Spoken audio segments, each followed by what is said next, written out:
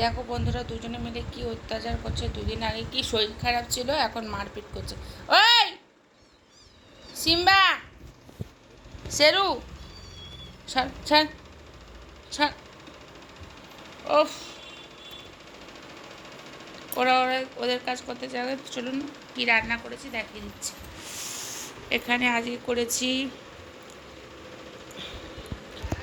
আজ দুপুরে রান্না হচ্ছে, বেশি কিছু করিনি, খুব গরম লাগছে ওর জন্য।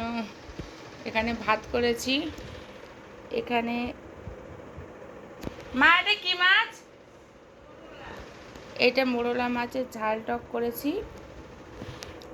এখানে করেছি মাছের তেল পটকা। কে কে কেউ আমাকে কমেন্ট করে জানাবে, আমার তো খুব ভালো লাগে মাছের তেল পটকা চচ্চড়ি, এখানে আলু দিয়ে।